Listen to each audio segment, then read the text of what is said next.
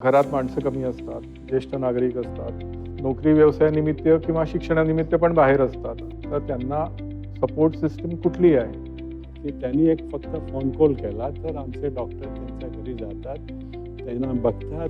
Sir corporate field बद्दल काय? ही सेवा कॉर्पोरेट सुद्धा आमच्याकडनं उपलब्ध करून घेऊ शकते. काय उपचार देऊ शकतो याची एक आम्ही लिस्ट बनवली. काही पेशंट आम्हाला सांगतात की मागच्या वेळेस जे डॉक्टर आले होते ना त्यांनाच परत पाठवा. जुन्या पिढीतले लोक असू दे किंवा नवीन पिढीतले, त्या दोघांनाही या सेवेचा लाभ घेता यायला हवा. जी पेशंटला एक डिपेंडन्सी वाटते की मला आता या गोष्टीसाठी हॉस्पिटलला जायचं आहे, ती अवॉइड होते सायकोलॉजिकली. गंभीर स्वरूपाचे आजार किंवा तातडीची सेवा यासाठी हे नाहीये. www.doctor@door.co.in सपोर्ट सेंटरला तुम्ही फोन करून ही सुविधा उपलब्ध करून घेऊ शकता. याच्या व्यतिरिक्त आम्ही एका ॲपवर काम करतो आहे.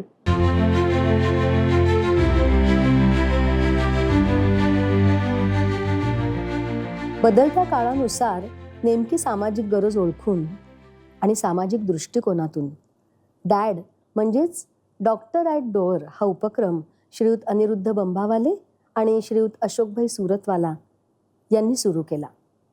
त्याची वाटचाल कशी झाली, त्याचं नेमकं स्वरूप काय आहे, या सगळ्याबद्दल आपण पहिल्या भागामध्ये जाणून घेतलं. आजच्या या दुसऱ्या भागात त्यांचे अनुभव काय आहेत, त्यांच्या भविष्यकालीन योजना काय आहेत याबद्दल त्यांच्याकडून जाणून घेऊया.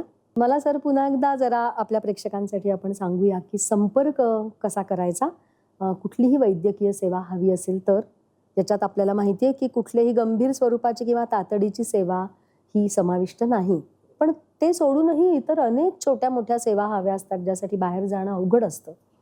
आणि संपर्क केल्यानंतर ही सेवा उपलब्ध कशी होते? सध्याच्या घटकेला ज्या पेशंटला आमची सेवा हवी आहे त्याच्यासाठी 2 ऑप्शन्स अवेलेबल आहेत. एक, त्यांचं सपोर्ट सेंटरला ते फोन करू शकतात आणि दुसरं आमच्या वेबसाईटला व्हिजिट करून तिथून पण ते अपॉइंटमेंट बुक करू शकतात. जेव्हा आमच्या सपोर्ट सेंटरला फोन येतो त्यावेळेला तिथले मेंबर्स जे आहेत ते चेक करतात कुठल्या भागातून एन्क्वायरी आलेली आहे, व्हिजिट आलेली आहे. नंतर मग ते त्या भागातल्या डॉक्टरकडे ती इन्फॉर्मेशन शेअर करतात. त्या फॉर्ममध्ये त्याचं वय, पेशंटचं नाव, वय, काय त्रास होतोय ते आणि पत्ता आणि लोकेशन, ह्या बेसिक गोष्टी आम्ही त्यांच्याकडनं मागवून घेतो. त्या डॉक्टरसोबत शेअर करतो आणि आपला डॉक्टर त्यांच्याकडे किती वाजता जाऊ शकतो, त्यांनी ही वेळ दिलेली आहे, समजा 5ची वेळ दिलेली असेल तर डॉक्टर कन्फर्मेशन देतो की मी 5:30 पर्यंत पोहोचून जाईल. तर आमचा प्रयत्न असा असतो की डॉक्टरचं कन्फर्मेशन मिळाल्यापासून किंवा व्हिजिटचं कन्फर्मेशन मिळाल्यापासून साधारण 90 मिनिटांपर्यंत आपला डॉक्टर तिथे पोहोचला पाहिजे. बरोबर. 5 वाजताची व्हिजिट असेल तर साधारण 6:30 वाजता on the higher side doctor तिथे पोहोचायला हवा. प्रयत्न असा असतो की तो पुढच्या तासाभरातच तिथे पोहोचायला हवा असं. आणि त्याप्रमाणे आम्ही पेशंटला कन्फर्मेशन देतो, अमुक डॉक्टर आजच्या तारखेला इतके वाजता तुमच्या घरी येईल आणि मग त्यांचं पण कन्फर्मेशन ओके. आणि पेशंटकडनं तुम्ही फॉर्म पण फॉर्म म्हणजे आम्ही ते व्हॉट्सअपवर शेअर करतो. अगदी मुन्नाभाई MBBS सारखा फॉर्म नसतो की तो तुम्हाला काउंटरवर भरण्यातच तुमचा वेळ जातोय आणि तिकडे पेशंटला त्रास होतोय. बेसिक डिटेल्स म्हणजे डॉक्टर एक पूर्वतयारीने पेशंटकडे व्हिजिट करू नेमकी रिक्वायरमेंट काय आहे? म्हणजे त्याला आजार काय आहे ते डॉक्टरला माहीत असलं की तो त्याप्रमाणे, समजा त्याला डायरिया झालाय तर त्याला काही त्याच्याबरोबर त्याला लिक्विड हे द्यायचं असेल तर तो बरोबर घेऊन जातो. सलाईन द्यायचं असेल तर सलाईन सोबत कॅरी करू शकतो. आणि सगळ्यात महत्वाचं इथे मला सांगायला आवडेल की आम्ही डॉक्टरांना फ्रीडम दिलेला आहे. आवश्यक असेल तीच ट्रीटमेंट द्या, आपल्याला बिल वाढवायच्या दृष्टीने ट्रीटमेंट द्यायची नाही. तुम्हाला जर वाटतंय की याला सलाईन द्यायचं आहे तरच द्या. जरी पेशंट म्हणाला की आम्हाला सलाईन हवंय तरी तो कॉल तुम्हाला घ्यायचा आहे की सलाईन द्यायचं आहे की नाही. डॉक्टर आमचा कॅरी करेल सलाईन वगैरे, पण पेशंटला तपासल्यानंतर त्याचे बेसिक व्हायटल चेक केल्यानंतर जर डॉक्टरला असं वाटलं की सलाईन द्यायची आवश्यकता नाही, आता ते जे काही अँटी डिहायड्रेशनच्या दृष्टीने जे काही लिक्विड्स आहेत, लिंबू पाणी आहे, मीठ पाणी आहे, हे सगळं देऊन the patient can recover in next few hours, तर मग ते त्याप्रमाणे ते रेकमेंड करतो. बरेचदा असं होतं की पेशंटचं वय जास्ती असतं. जरी डॉक्टरला आणि पेशंटला सलाईन लावायची इच्छा असली तरी ते शक्य नसतं, कारण की ती शीर सापडत नाही हो खरंच आहे. आणि मग त्याचा त्रास पेशंटला जास्ती होऊ शकतो. त्यामुळे काही काही केसेसमध्ये जेव्हा आमच्याकडे पेशंटची माहिती येते की व्हिजिट हवी आहे आणि हॉस्पिटलमधून नुकतेच डिस्चार्ज झालेले आहे, अच्छा. तर आम्ही त्यांना विचारतो, तुम्ही इंट्राकॅट ठेवलेला आहे का? कारण की बरेचदा असं होतं की इंट्राकॅथ लावण्यामध्येच 15-20 मिनिटं निघून जातात. त्यामुळे आणि तो आम्ही त्रास जो असतो ना इंट्राकॅप लावायचा, पर्टिक्युलरली एल्डरली पेशंटला, तो भयंकर असतो. नाही, आणि तुमचे चार्जेस पण तुम्ही आधी त्याची कल्पना दिलेली असते हो. का? हो, आम्ही चार्जेस बद्दल आधीच सांगितलेलं असतं. होम व्हिजिटचे जे काही आमचे स्टँडर्ड चार्जेस आहेत त्याच्याबद्दल पेशंटला कल्पना दिलेली असते. आमच्या वेबसाईटवर आम्ही मेन्शन केलेलं आहे होम व्हिजिटचे चार्जेस किती असतात, ऑनलाईन कन्सल्टेशनचे चार्जेस किती असतात. ओके. काही काही केसेसमध्ये ऑनलाईन कन्सल्टेशन पण आम्ही देतो. बर. एकदा असं झालं होतं की रात्री 9:30 वाजता फोन आला. लकीली तो फोन ॲन्सर केला गेला. जरी आमच्या इथे 8 वाजता आम्ही बंद केलेलं असतं तरी काही काही वेळेला फोन जर रिसीव्ह केला गेला तर त्याचा आम्ही प्रयत्न करतो की त्याला जे काही आमच्याकडनं सपोर्ट हवा असेल तो आम्ही देऊ. देऊ. There is no hidden cost. हो बरोबर आहे. जे आहे ते crystal clear Crystal clear transparent आहे. आहे. कल्पना आणि दिलेली असते. हे पण सांगितलेलं असतं की डॉक्टरनी आल्यानंतर जर डॉक्टरला वाटलं की त्यांच्या सिम्पटम्स प्रमाणे हे मेडिकेशन द्यावं लागणार आहे, त्याची जी काही ॲडिशनल कॉस्ट होईल ती डॉक्टर तुम्हाला त्यावेळेला सांगतील. आत्ता मी बिफोरहँड काहीच सांगू शकत नाही. त्यामुळे मग ह्याची पण कल्पना दिलेली असते. मगाशी जसं मी सांगत होतो की रात्री 9:30ला कॉल आला, हो. त्यांना व्हिजिट हवी होती. 9:30ला आम्ही उंदरी साईडला व्हिजिट नाही देऊ शकत बरोबर आहे. आणि त्यांना फेशियल पॅरालिसिसचा अटॅक आला आहे की काय अशी शंका होती. बर. तर मी त्यांना आम्ही आमच्याकडनं असं सांगितलं की तुमचं ऑनलाईन जर कन्सल्टेशन हवं असेल तर आम्ही प्रयत्न करतो. फॉर्च्युनेटली आमचे डॉक्टर अवेलेबल होते ऑनलाईन कन्सल्टेशनसाठी. आम्ही त्यांच्याकडनं त्यांचं एक्झिस्टिंग प्रिस्क्रिप्शन मागून घेतलं, हां. ते डॉक्टरांसोबत शेअर केलं. डॉक्टरांनी त्यांना सजेशन दिलं की आत्ता ह्या 2 औषधांचा डोस त्यांना द्या. सकाळी जर त्रास असेल तर तुम्ही त्यांना लगेच MRIच्या स्कॅनिंगसाठी घेऊन जा. घेऊन जा. ह्या सपोर्टमुळे त्यांना जरा दिलासा मिळाला. कधी कधी असं होतं की पेशंटपेक्षा पेशंटचे नातेवाईक घाबरून जातात, जास्ती तेच नेहमी जास्त Panic गावात होतं. पॅनिक होतात. त्यामुळे आम्ही त्यांना त्यांची कन्सर्न ॲड्रेस केली आणि दुसऱ्या दिवशी संध्याकाळी त्यांनी MRI केलं. MRI नॉर्मल होता. त्यांचं कन्फर्मेशन त्यांनी आम्हाला दिलं. मग ते बरेचदा असे जेव्हा फीडबॅक येतात किंवा आपण लास्ट मिनिटला असं सपोर्ट देऊ शकलो की एक समाधान समाधान असतं. असतं आपल्याला. बरोबर. अगदी खरं आहे. जसं हा एक असा प्रकार झाला. बरेचदा ओव्हरसीजवरून अपॉइंटमेंट बुक केल्या जाते. ऑस्ट्रेलियावरून असंच आमच्या सपोर्ट सेंटरला फोन आला होता. त्यांची वाईफ पुण्यामध्ये आलेली होती आणि ट्रॅव्हलच्या मुळे ती पुण्याला आल्याबरोबर आजारी पडली. हो. तर त्यांनी वेबसाईटवरून अपॉइंटमेंट बुक करायच्या ऐवजी डायरेक्ट सपोर्ट सेंटरला फोन फोन लावला फोन केला. केला. की माझी वाईफ इथे आलेली आहे, तिला ताप आलेला आहे, माझ्या घरी माझी सिनियर सिटीजन आई आहे, ती तिला घेऊन जाऊ शकत नाही. नाही. हां, तर तुमचा बरोबर. डॉक्टर रिव्हर्स visit केस करेल का? आहे. हो, वेगळी आहे, case आहे, हा. खरंच आहे. तर तुमचा डॉक्टर घेऊन जाऊ शकेल का? तर आम्ही म्हटलं ठीक आहे, आम्ही पाठवा तुम्ही, आम्ही मला फॉर्म पाठवतो, डिटेल्स शेअर करा, त्यांना जर शक्य असेल तर लोकेशन शेअर करा, आमचं डॉक्टर तिथे पोहोचेल. म्हणजे त्यांना शक्य असेल तेवढी जास्तीत जास्त सेवा तुम्ही करायचा उपलब्ध प्रयत्न करता. करतो आम्ही. कारण का ही Yes. पण अगदी वेगळी Correct, अशी correct. केस. असंच एक नेदरलँड्सवरून व्हिजिट बुक झालेली होती. बर. मुलांनी आपल्या आईसाठी केलेली होती. आमचे डॉक्टर गेल्यानंतर त्यांनी त्यांचे बेसिक व्हायटल्स पाहिले, पल्स पाहिली, चेस्ट चेक केलं, बॅक चेक केली, नंतर BP चेक केला, रँडम शुगर घेतली. असे 20-25 मिनटं त्यांच्यासोबत घालवलेत हं. आणि चर्चा केली त्यांच्याशी हे सगळे प्रोसेस सुरू असताना. त्यांना एवढा आनंद झाला की डॉक्टर वापस आल्यानंतर त्यांनी मुलाला थेट फोन केला आणि सांगितलं की डॉक्टरनी मला 20 ते 25 मिनिटं दिले. आजच्या याच्यामध्ये करेक्ट हो, करेक्ट. ही एक फार दुर्मिळ गोष्ट झालेली आहे की डॉक्टर तुमचे बेसिक पॅरामीटर्स पण चेक करतायत नाहीत. आणि त्याप्रमाणे तुम्हाला ऍडवाइस करतायत. हो, आणि कधी कधी डॉक्टरशी बोलणं सुद्धा आपल्याला होतं शक्य ते नाही, 5 दडपण मिनिटं. येतं. Yes exactly. ती गोष्टी. म्हणजे याच्यात आम्हाला कुठल्याच इन्स्टिट्यूशनला किंवा नाही, डॉक्टरला बदनाम नाही बदनाम करायचं, नाही पण करायचंय. नाही, डॉक्टर रियालिटी busy आहे. Busy आहे. असल्यामुळे मग त्यांना इच्छा असूनही ते काही देऊ वेळेला शकत नाही. करू देऊ शकत शकत नाही. नाही. खरंच आहे. तर अशा प्रकारचे अनुभव येत असतात. मागे एकदा एक पेशंटच्या मुलाला अशी शंका आली होती की त्याच्या आईला हायपरटेन्शन किंवा अल्झायमरचा त्रास सुरू झालाय का, बरं.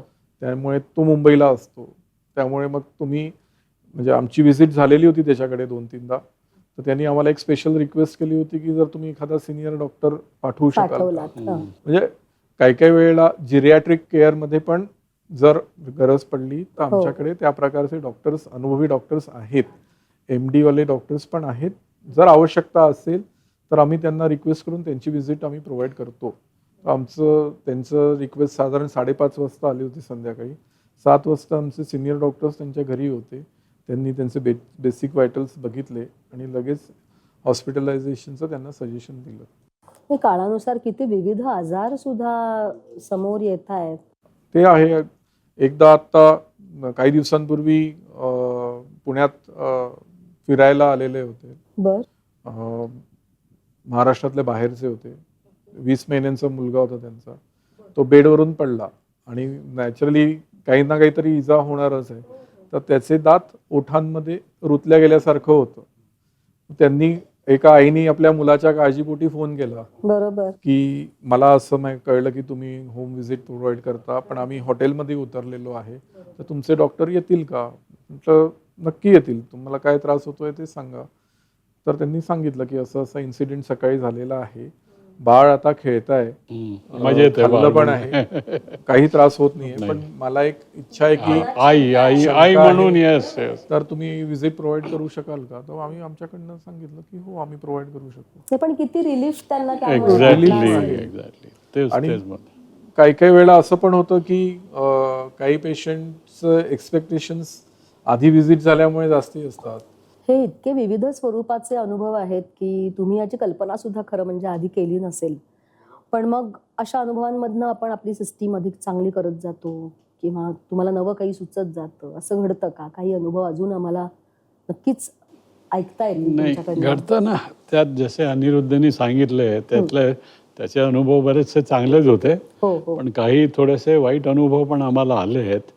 आता ही जी नवीन पिढी आहे, ती नवीन पिढी फ्रायडे, सॅटर्डे, संडे त्यांचे 2-3 दिवस ठरलेले असतात. ते पार्ट्या करतात आणि पार्ट्या केल्यानंतर काय काय प्रकार होतात ते कॅमेऱ्यासमोर सांगणं डिफिकल्ट आहे.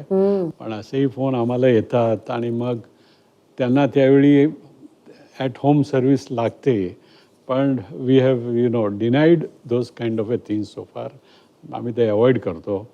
पण ह्याच्यावरनं एक साधारण आपल्याला कल्पना येते की आता आम्ही जेव्हा सुरू केलं ते 3 वर्षापूर्वीची गोष्ट आणि आज आम्ही जे बघतो तर एक समाजाचं चित्र इतकं बदलत चाललेलं आहे. आतापर्यंत ओव्हरऑल सगळं बघितलं तर एखाद्या फॅमिलीचा मुलगा किंवा मुलगी शिकायला किंवा कामानिमित्त बाहेर असते, पॅरेंट्स एकटे असतात वगैरे वगैरे. हो हो. आता बाहेर असल्यामुळं जे एक फ्रीडम मिळतो त्या फ्रीडमचा आज इतका मिसयूज होतो आहे, तर तेही आता आम्हाला बिकॉज ऑफ दिस सर्व्हिस ते बघायला मिळतं आहे. तर ते आय वुड तुमच्यापर्यंत डेफिनेटली पोहोचतंय. पोचतं आहे आणि I would definitely like to share with this people की भाई असंही एक चाललेलं आहे, त्यातनं आपल्याला काय काळजी घेता येईल ते घ्यायची, बाकी काय नाही. खरंच आहे. तरुण पिढीनं पण हा विचार केला पाहिजे की आपल्या हिताचं काय आहे, काय आहे तर तो मार्ग निवडून पुढे गेलं पाहिजे. आणि मला एकच वाटतं सर की अशा परिस्थितीमध्ये तर इतक्या चांगल्या हेतूनं काम करणाऱ्या तुमच्यासारख्या अशा उपक्रमांची समाजामध्ये खूपच गरज आहे. जास्ती गरज आहे आणि इतके मनापासून तुम्ही सर्व तुमची टीम आणि तुम्ही हे काम करता आहात. आम्हाला फॉरेन नॅशनल्स पण आम्हाला एक नागपूरमध्ये समबडी फॉरेनर हॅड कम आणि त्याला एक प्रॉब्लेम झाला होता. पण त्यावेळी मग एखाद्या फॉरेनरला जर ट्रीटमेंट द्यायची असेल तर कुठल्या प्रकारचे डॉक्युमेंटेशन आपण, तर तेही त्यातनं आम्हाला सगळा अनुभव झाला की भाई आपण त्याचे काय डॉक्युमेंट्स बघून घेतले पाहिजे ट्रीटमेंट करायच्या आधी. त्याच्या इन्शुरन्स कंपनीला त्यांनी कॉन्टॅक्ट केला होता आणि त्याचा इन्शुरन्स कंपनीचा काउंटर पार्ट दिल्लीमध्ये होता. बरं. मग त्यांनी आपल्याला गुगलवर सर्च केलं home service provider in Nagpur. मग त्याला डॉक्टर ॲट डोअरचं नाव दिसलं. त्याप्रमाणे मग त्यांनी आपल्या सपोर्ट सेंटरला कॉल केला आणि त्याची नॅशनॅलिटी वगैरे सगळं सांगितलं. रुटीनप्रमाणे आम्ही त्याला फॉर्म पाठवला, त्याचे डिटेल्स आलेत. पण तो फॉरेन नॅशनल असल्यामुळे मग आम्ही त्याचं व्हॅलिड पासपोर्ट घेतला. सगळं चेक केलं. नंतर नाही, आम्ही डॉक्युमेंटेशन मागवून घेतलं, नुसतं चेक नाही केलं आम्ही पहिले मागवलं त्याचं व्हॅलिड पासपोर्ट, व्हॅलिड विजा, तो किती दिवसांपासून तिथे राहतो आहे हे सगळं चेक केलं. हे सगळी माहिती आम्ही आमच्या डॉक्टरला प्रोव्हाइड केली. डॉक्टरांना आम्ही एक अंडरटेकिंग घ्यायला सांगितलं ट्रीटमेंट सुरू व्हायच्या आधी, की मला अशा प्रकारचा त्रास होतो आहे आणि हे डॉक्टर मला होम व्हिजिटसाठी म्हणून माझ्या इथे आलेले आहे आणि मी स्वखुशीने ती जी काही मला इन्व्हेस्टिगेट करायला सांगणार आहे किंवा मला ट्रीटमेंट देत आहेत ती मी घ्यायला तयार आहे. हे अंडरटेकिंग त्यांनी साईन केलं. आमच्या डॉक्टरांनी जे व्हॉट्सअपवर इन्फॉर्मेशन आलेली होती, पासपोर्ट, व्हॅलिड विजा, हे त्यांचे ॲक्च्युअल व्हेरीफाय केले आणि मगच त्यांनी त्याला एक्झामिन करायला सुरुवात केली. त्यामुळे आम्हाला जसे जसे अनुभव येतात त्यातून आम्हाला जे काही असं वाटतं की नाही ह्या SOPs आपण ॲडॉप्ट करायला पाहिजे, इम्प्रूव्ह करायला हव्यात, त्याप्रमाणे आम्ही त्या इम्प्रूव्ह करत जातो. विस्तार मला अशा दृष्टीनं वाटला की परदेशातले भारतीय जसं तुम्हाला फोन करतायत आपल्या पेरेंट्ससाठी म्हणा, नातेवाईकांसाठी म्हणा, तसं भारतात आलेले परदेशी सुद्धा तुम्हाला संपर्क करतायत आणि खूपच म्हणजे आपण जग जवळ आलंय म्हणतो. हो बरोबर. त्यांची एन्क्वायरी आम्हाला सकाळी 8:30ला आलेली होती आणि 10:30ला डॉक्टर त्यांच्या इथे होता. एवढ्या सगळ्या फॉर्मॅलिटीज कम्प्लीट करून मला सर खूप एक जाणवलं की खूप चांगली सिस्टीम आहे या सगळ्यामध्ये आणि चांगल्या सेवा असं दोन्हीचं. आमच्याकडे आमच्या सपोर्ट सेंटरसाठी SOPs आहेत, आमच्या डॉक्टरांसाठी SOPs आहेत आणि त्या अनुभवानुसार आम्ही इम्प्रूव्ह करत असतो.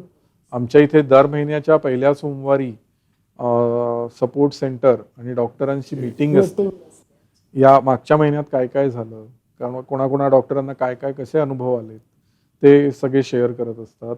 त्याच्यातून कलेक्टिव्हली काही ट्रीटमेंटवरून काही चर्चा करायची असेल तर ती होते. ॲज अ मॅनेजमेंट आम्हाला जर काही इन्फॉर्म करायचं असेल किंवा इम्प्रूव्ह करायचं असेल तर ते इनपुट्स आम्ही डॉक्टरांना देत असतो. डॉक्टरांच्या दृष्टीने कंपनीने काही इम्प्रूव्हमेंट करायला हवे असतील तर ते पण आम्ही ओपन डोअर पॉलिसी ठेवून हे सगळं आम्ही करत असतो. सपोर्ट सेंटर मधल्या व्यक्तीला जर काही कॉन्ट्रीब्यूट करायचं असेल तर त्याला पण ती मुभा आहे की त्या मीटिंगमध्ये त्यांनी म्हणजे नुसतं त्या मीटिंग पुरती मर्यादित न राहता मध्ये सुद्धा जर कोणाला काही वाटलं की ही सूचना द्यायला हवी बाबा कंपनीला, मॅनेजमेंटला, की त्याप्रमाणे आपल्या प्रोसेसेस आणि सिस्टीम्स इम्प्रूव्ह होतील, ह्या सगळ्या कल्पना आणि सूचना आम्ही त्या मीटिंगमध्ये विचार करतो आणि त्याप्रमाणे लगेच त्याच्यावर कारवाई करून त्या SOPs मध्ये ऍड करून घेतो. म्हणजे पुढे जाऊन असं व्हायला नको की अशी सिच्युएशन आहे तर डॉक्टरांना प्रश्न पडायला नको मी काय करू, ॲज वेल एज सपोर्ट सेंटर मधल्या माणसाला, व्यक्तीला प्रश्न पडायला नको की आता मी कोणाला टॅप करू, अशोक भाईंना फोन करू की मला फोन करू. मी सांगतो ना की see we work like a family आणि म्हणून ते आमचं नावच ते डॅड आहे. घरात वडील व्यक्ती डॅड आणि हे त्याच्या खाली आम्ही लोक सर्व मिळून एक family, we literally work like a family. व्यक्तिकेंद्रित कामापेक्षा जेव्हा अनेक लोक येऊन सिस्टीम त्याची टीमवर्क हे फार महत्वाचं सक्सेसचा मंत्र आहे आणि आम्ही तो अक्षरशः फॉलो करायचा प्रयत्न करतो. हे सर तुम्ही आता म्हणलात तसं आणि DAD म्हणजे डॅड तुम्ही त्याचं नाव करता आहात. करेक्ट. आणि ती कल्पना पण अशीच सुचली. आम्ही बरेचदा काय नाव ठेवायचं, शॉर्ट फॉर्म हवा, कॅची हवं, लोकांना लगेच कळेल. पण कंपनीचं पूर्ण नाव आहे अफिनिटी डॉक्टर ॲट डोअर, पण आम्ही डॅडला प्रमोट करत असतो. ते कॅची आहे आणि ट्रेन प्रमाणे पण आहे आणि अर्थपूर्ण आहे. आणि घरात काही प्रॉब्लेम असला तर घरची वडील व्यक्तीच म्हणजे याच्यातून असं म्हणायचं नाही आहे की महिला आणि मातांना मी दुय्यम दर्जा, पण एक असं नाहीये असं. त्यामुळे मग आम्हाला असं सुचलं आणि बोलता बोलता सुचलं. दारात उभं राहिल्यावर असंच कल्पना आली आणि डॅड ठेवलं तर असं. त्यामुळे मग आम्ही खूपच शॉर्ट त्याची फॉर्म सुरुवात आणि सगळी वाटचाल सगळंच एका अर्थपूर्णतेनं आणि खूप मनापासून तळमळीनं आमचा एक चाललेलं आहे. प्रयत्न आहे की एक समाज उपयोगी वस्तू किंवा एक प्रोसेस किंवा एक सिस्टीम आम्ही देतो आहे डॉक्टरच्या रूपाने, त्याचा योग्यरित्या पेशंटनी त्याचा उपभोग घ्यावा आणि माफक दरामध्ये देतोय सगळ्यात महत्वाचं, की एक्झॉर्बिटंटली हाय प्राइसेस नाही. नाही आहेत. जरी तो एक कमर्शियल स्टार्टअप असला ना तर त्याच्या मागे एक थोडीशी सामाजिक हे पण आहे की आपण बी थोडंफार जे काय समाजासाठी करावं. काही काही वेळेला मला इथे सांगायला आनंद वाटेल की एक 92 वर्षांचे वॉर वेटरन त्यांची व्हिजिट आमच्याकडे आलेली होती. बर त्यांच्या आतापर्यंतच्या 3 की 4 व्हिजिट आम्ही फ्री ऑफ कॉस्ट दिल्या. त्या या हेतूने दिल्या की त्या व्यक्तींनी आपल्या देशासाठी देशासाठी आयुष्य एवढं वेचलेलं आहे. त्यांनी आपण काहीतरी जवळजवळ 2 ते 3 वॉरमध्ये इंडियाला रिप्रेझेंट केलेलं आहे. अशा व्यक्तीला जरी त्यांनी आम्हाला म्हटलं की मी फायनान्शियली साऊंड आहे, मी देऊ शकतो. मी शकतो. अफोर्ड करू शकतो, तरी सुद्धा as a social responsibility gesture from our side you know we said side म्हणा, आम्ही आतापर्यंतच्या त्यांच्या व्हिजिट्स फ्री ऑफ कॉस्ट ही केलेल्या आहेत. आपण केलेली एक प्रकारे अप्रत्यक्ष देशभक्ती आहे असं आम्हाला ज्या प्रकारे कॉन्ट्रीब्यूट करता येईल, करता येईल. सी आमचं म्हणणं असं आहे की प्रत्येक visit may not turn out to be a commercial visit. काही काही वेळेला डॉक्टर तिथे गेल्यानंतर त्यांना परिस्थिती जाणवते की अरे यांची पेईंग कॅपॅसिटी नाही आहे, पण त्यांना मेडिकेशन हवं होतं त्या मोमेंटला, म्हणून मग त्यांनी व्हिजिट बुक केलेली आहे. तर मग काय करायचं ते पण फ्रीडम आम्ही डॉक्टरांना दिलेलं आहे. जसं वैद्यकीय दृष्ट्या त्यांना जे वाटतं बरोबर. तसंच आर्थिक दृष्ट्या त्यांना जर वाटलं प्रत्यक्ष की तिथे गेल्यावरच त्यांना ते ऑन द लक्षात स्पॉट येणार आहे. डिसिजनच तो महत्वाचा असतो. पर्टिक्युलरली त्या पेशंटची सोशो इकॉनॉमिक कंडिशन कशी आहे हे डॉक्टरला स्वतःला तिथे गेल्यानंतर समजतं. कळतं. मला अजून एक मुद्दा इथे नमूद करावा असा वाटतो, म्हणजे हा. बरेचदा आम्हाला डेथ सर्टिफिकेटसाठी फोन येत असतात. बर तर त्यावेळेला आमचा जो एक स्टँडर्ड अप्रोच आहे हं. किंवा जसं मगाशी म्हटलं SOPs, तर त्याच्यामध्ये आम्ही असं मेन्शन केलेलं आहे की आपल्या डॉक्टरनी किमान 2 व्हिजिट तरी त्या पेशंटकडे केलेल्या असायला हव्यात. बरोबर. त्याची हिस्ट्री आपल्याकडे असायला हवी. ब्लाइंडली जर आम्हाला जर कॉल आला की आम्हाला डेथ सर्टिफिकेटसाठी व्हिजिट हवी आहे, तर आम्ही त्यांना तिथे आपण प्रेमाने नाही म्हणतो. आम्ही हे अगदी योग्यच आहे. हो, कारण की त्या पेशंटचं बॅकग्राऊंड आम्हाला माहिती आहे. माहिती जर माहित नाही. नसेल तुम्ही ब्लाइंडली डॉक्टरला नाही पाठवू शकत खरं एक डेथ सर्टिफिकेट इश्यू करायच्या पॉईंट ऑफ व्ह्यूनी. आणि आजच्या समाज व्यवस्थेमध्ये असं आहे की नाही, काय त्यांचं- कारण असतील आपल्याला ते माहित माहिती नाही सांगू असतात. शकत नाही. म्हणजे आणि तो एरिया शक्यतो unnecessarily अवॉइड करतो आम्ही. डॉक्टर ह्या लिगल हॅसलमध्ये अडकतो. हो ते आम्हाला पूर्णपणे अवॉइड करायचं आहे. जर आमच्या इथे पेशंटची हिस्ट्री असेल व्हिजिटची, तर ती आम्ही आमच्याकडनं प्रयत्न असतो की आम्ही डेथ सर्टिफिकेट पण इश्यू करू, पण जर काहीही हिस्ट्री नसेल तर आम्ही त्यांना त्या मोमेंटला सांगतो. नाही अगदी योग्य असा हा रूल वाटला मला Correct. सुद्धा. आणि दुसरं अजून एक महत्त्वाचं आहे की बरेचदा आजकालच्या वातावरणामध्ये पॅरेंट्सच्या दृष्टीने पण जेव्हा होम व्हिजिट येते, काही इजा झाली आहे, काय झालं आहे, तर आम्ही डॉक्टरांना याबद्दल पण एज्युकेट केलेलं आहे की त्या नॅचरल इजा आहेत की त्यांना हो. काही टॉर्चर झालेलं आहे. तेही बघावं लागतं. कारण की ह्याच्याबद्दल पण कायदे बनलेले आहेत. त्यामुळे त्या दृष्टिकोनातून पण डॉक्टरला आम्ही ब्रीफिंग दिलेलं असतं. मध्यंतरीच्या काळात आम्ही डॉक्टरसाठी HRचं ट्रेनिंग पण प्रोव्हाइड केलेलं होतं, ज्याच्यामध्ये एका लिडिंग कंपनीचे HR डायरेक्टरनी त्यांचं ट्रेनिंग कंडक्ट केलेलं होतं. त्यामुळे डॉक्टरांच्या पण स्किल सेटमध्ये त्यांच्या वैद्यकीय अनुभवाव्यतिरिक्त काही व्हॅल्यू एडिशन आमच्याकडनं जर होऊ शकत असेल तर आम्ही तो पण प्रयत्न करत असतो. सर्व बाजूनी मला वाटतं म्हणजे आम्हाला की- आमची सेवा ही परिपक्व करायची हो आहे हो खरंच आहे. असं. परिपक्व परिपूर्ण. परिपूर्ण येस. कारण सर या सेवेच्या निमित्तानं तुम्ही इतके समाजाच्या काय म्हणूया स्तरांपर्यंत पोहोचता आहात येस. की खरंच तुमच्याकडे खूपच विविध अनुभव तुमच्यापर्यंत येत असणार आहेत. आज पुणे आणि नागपूरमध्ये ही सेवा उपलब्ध आहे, पण आपण पाहतो आहोत की त्याचा विस्तार जवळजवळ जागतिक आहे, देशप्रदेशात हो, असं हो. म्हणायला पाहिजे. आणि सर तुमच्या भविष्यकालीन योजना याबद्दलच्या अजून काही वेगळ्या आहेत का? आम्ही एक्सपान्शन करायच्या विचारात खेड्यापर्यंत आहोत. पोहोचण्याचा सर काही विचार आहे का? कुठपर्यंत गाव खेड गावाखेड. आता surprisingly I will tell you, मागच्या महिन्यात पुणा इंटरनॅशनल सेंटरमध्ये एक सेमिनार होता आणि भूतानचे हेल्थ मिनिस्टर त्याला आले होते. इन्सिडेंटली आमची त्यांची मुलाखत झाली. तर त्यांना आमची ही कल्पना इतकी सुंदर वाटली. आणि भूतान आपल्याला कल्पना असेल की ते असं पसरलेलं आहे, हो ते घरं जवळ नसतात. आणि तिथं हाच प्रॉब्लेम आहे की पेशंटला क्लिनिकला घेऊन जाण्यासाठी त्याला 15-20 किलोमीटर घेऊन जावं लागतं. डिपेंडन्सी डिपेंडन्सी खूपच असते, अवघड. Somebody has to take him. Terrain अशी आहे तिथली हां की तिथे अनफॉर्च्युनेटली डिपेंडन्सी येतेच. हां. बरोबर आहे. तर त्या हेल्थ मिनिस्टरला ही आयडिया इतकी चांगली वाटली. ते म्हणे की instead of patient coming to the clinic or hospital, doctor can go there. हो खरंच आहे. हां. तर त्यांनी आमच्याबरोबर अजूनही चाललेलं आहे आमचं वी आर. आणि त्या परिसरातला जवळचा डॉक्टर असेल तर तो लवकर तो पोहोचू शकेल. इमिजिएटली पोहोचू शकेल.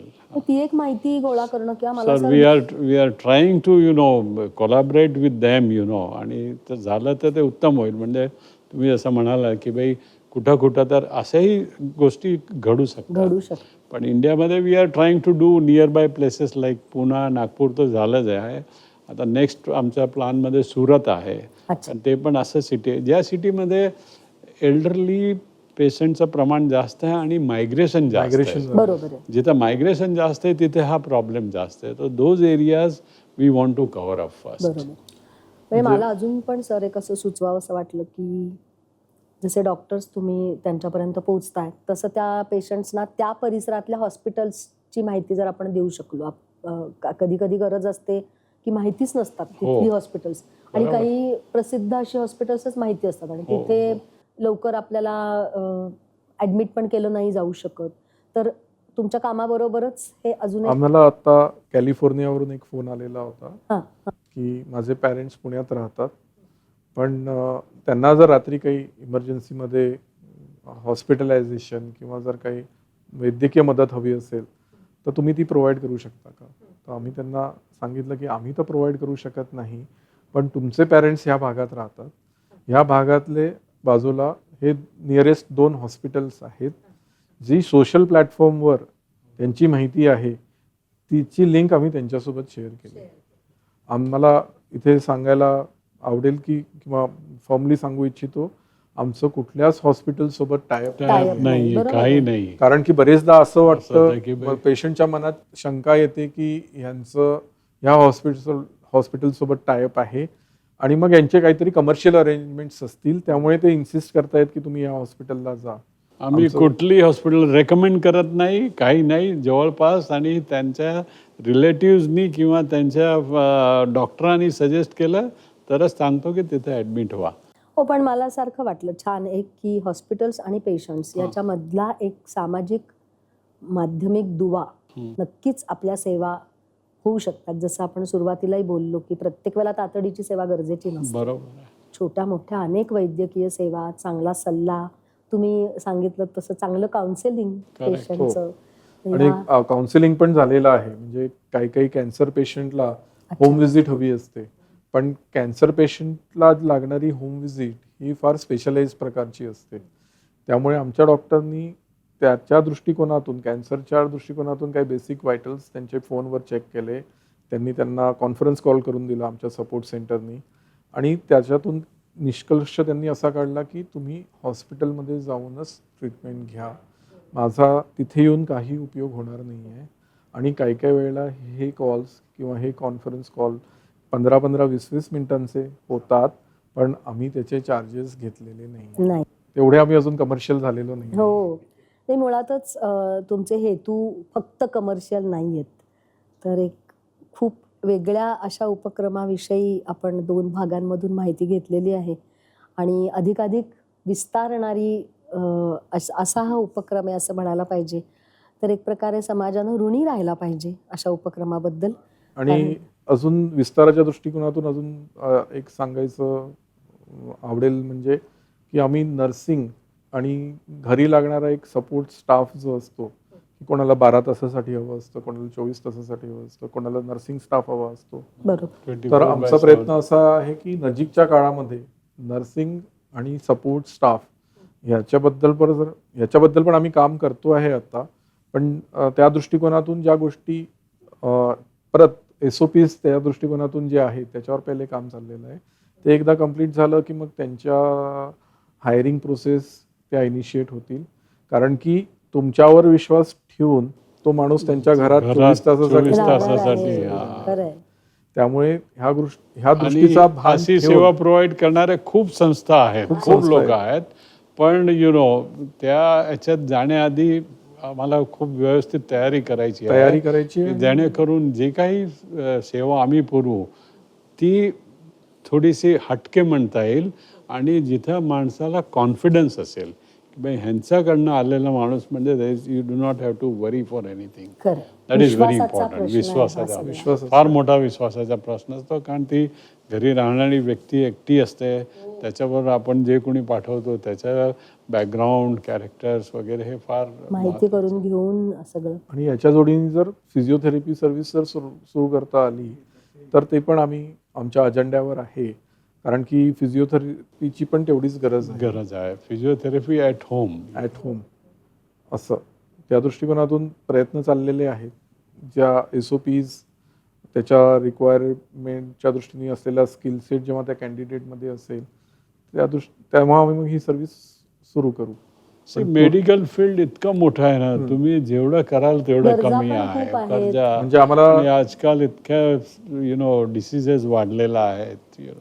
बरेच सजेशन्स येत असतात. तुम्ही रेडिओलॉजीशी रिलेटेड सर्व्हिस सुरू करा, तुम्ही पॅथॉलॉजीशी रिलेटेड सर्व्हिस सुरू करा, तुम्ही डिलिव्हरी ऑफ मेडिसिन सुरू करा घरी.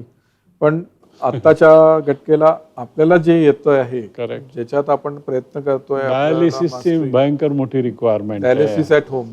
डायलिसिस ॲट होम, कारण आता छोटे मशीन्स अवेलेबल आहेत. हो हो. You can take it home and give that services. पण काय की त्याचे आता कम्प्लायन्सेस वेगळे आहेत, वेगळे त्याचे आहेत. चॅलेंजेस वेगळे आहेत.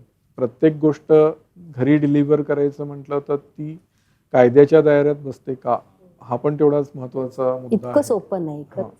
त्यामुळे आता आपल्याला जे येत आहे त्याच्यावर कॉन्सन्ट्रेट करूया, त्याच्यात मास्टरी करूया पहिले आणि मग एक एक पाऊल पुढे टाकत the moment we will complete all this aspect, तर आपली कंपनी ही होम केअर सर्व्हिसमध्ये परिपूर्ण सेवा देणारी कंपनी राहील, एवढं सांगू खूप इच्छितो. छान सर.